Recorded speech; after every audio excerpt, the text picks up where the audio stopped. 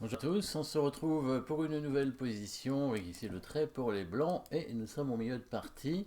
Une seule pièce a été échangée, un cavalier a disparu et les blancs viennent probablement de sacrifier le pion ici, hein, au F5.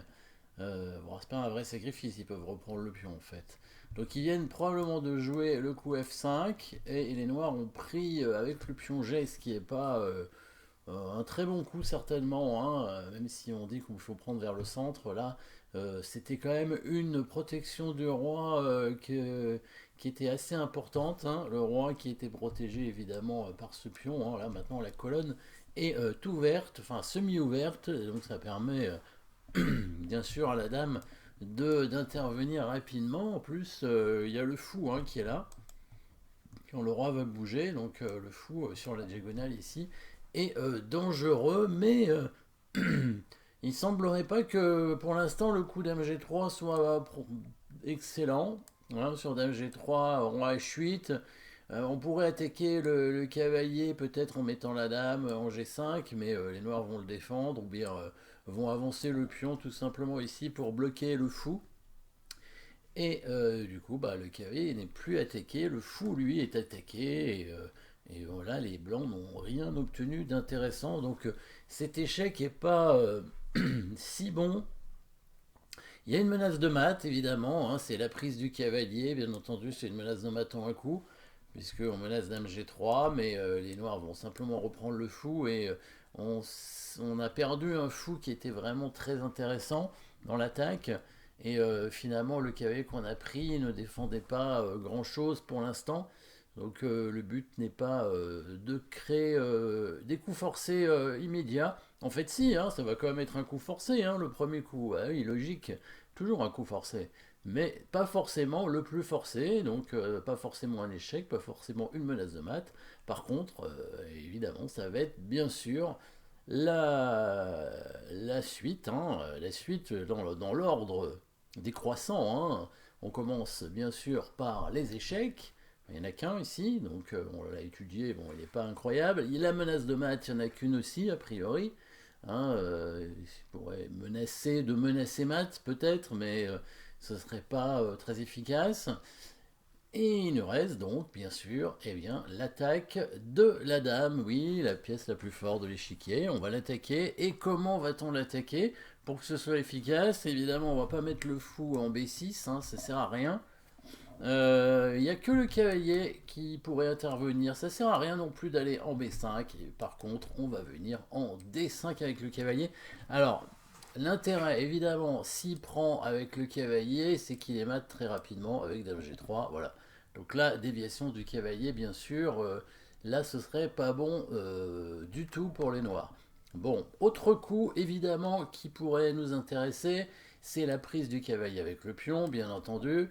Dans ces cas-là, on va tout simplement prendre le pion ici avec la tour, hein. Alors on peut faire d'autres choses aussi, hein, mais c'est le plus simple, hein.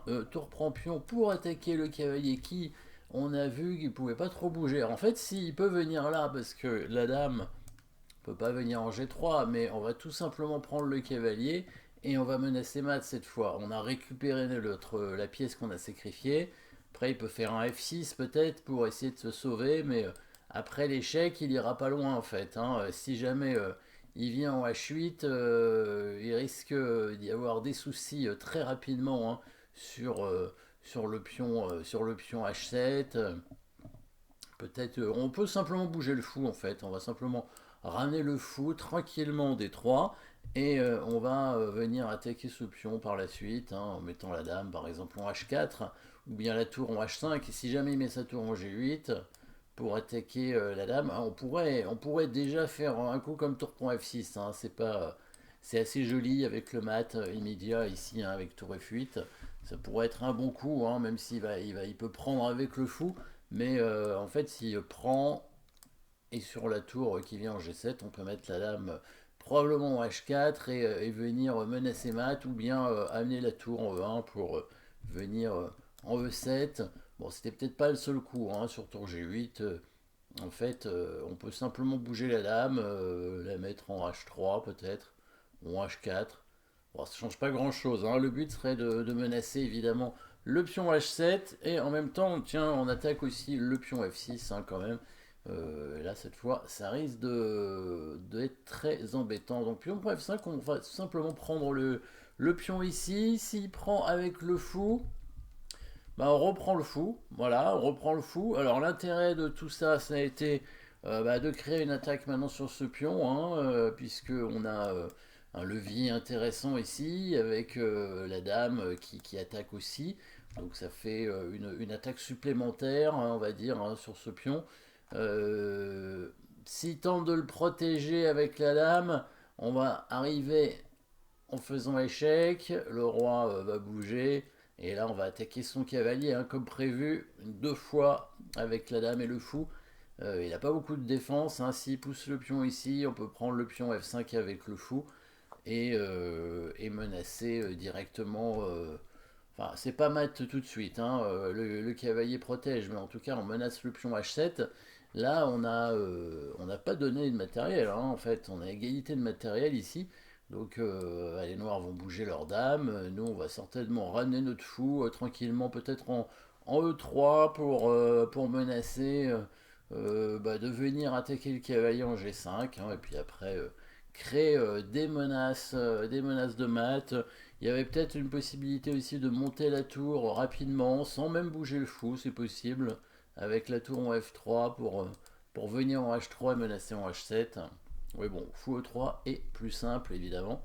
Dans la partie, il y avait encore un coup ici, c'était le coup E5, voilà, E5, mais dans ce cas-là, on prend avec la tour. Alors pourquoi la tour? Parce que ça va nous permettre d'éliminer le cavalier assez rapidement, puisque s'il prend le fou, on met la dame en H4, et là, on va menacer mat en quelques coups ici, avec la tour qui prend le cavalier, donc élimination du défenseur pour prendre le pion H7, et il ne peut pas faire grand-chose pour l'éviter. S'il tente de s'échapper avec le roi, on va faire un échec. S'il va dans le coin, on prend simplement le cavalier comme ça, et on va ramener la deuxième tour. Le roi noir est bloqué, il pourra pas s'enfuir. Il suffira de monter la tour comme ça en F3 et en G3 ensuite. Et s'il tente de s'échapper de l'autre côté, il ira pas très loin parce qu'il y a la tour qui arrive aussi en E1 comme ça.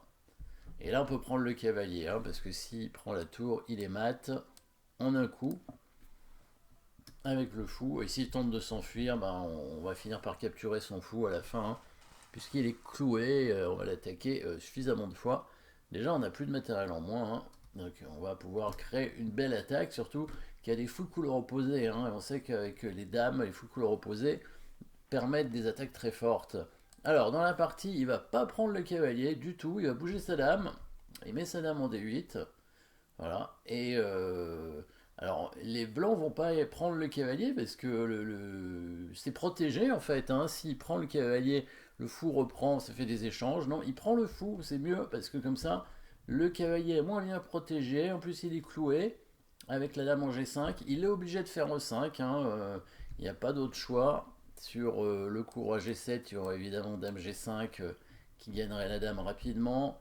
Donc il n'y a que E5, et là tout simplement tout reprend pour attaquer le cavalier comme prévu. Voilà, les blancs qui n'ont pas, encore une fois, de matériel en moins. Il y a une petite menace ici, c'est le pion qui avance avec l'attaque sur le pion H7, d'où le coup des noirs, dame E5. Les blancs réattaquent la dame pour forcer à bouger. Il est venu en E6. Peut-être E5 était jouable ici, mais il va trouver un coup encore plus fort, probablement avec une déviation. Le coup de fou en C4. L'idée, c'est que s'il prend, on fait échec avec la dame, on mat en 3 coups. Dame F6 et tour G5 mat. Voilà. Et donc il va jouer D5, mais maintenant échec et petite fourchette, évidemment, sur le fou et la dame. Les blancs vont gagner le fou. Qu'est-ce qu'il pouvait faire d'autre? Pas grand chose en fait, parce que sa dame a pas beaucoup de cases, parce que si elle vient au G6, il y a tour G5 qui gagne la dame, et si elle vient ailleurs, il y a le fameux maton 3 coups qu'on a vu, avec dame G5, dame F6 et tour G5. Voilà, donc belle attaque des blancs, un coup thématique, cavalier D5, même s'il est en prise, finalement. C'est un avant-poste, hein. Bon, après, c'est sûr que le cavalier est attaqué par le pion, mais l'intérêt, donc, on voit, c'est d'éliminer le défenseur principal, hein, le cavalier en F6, dévier aussi le pion E6, bien sûr, pour pouvoir récupérer ensuite le pion F5 avec la tour, et donc activer les pièces.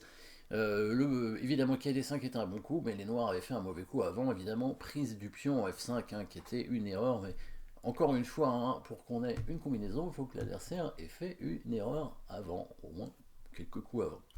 Merci d'avoir suivi cette position. N'oubliez pas de vous abonner et à très bientôt.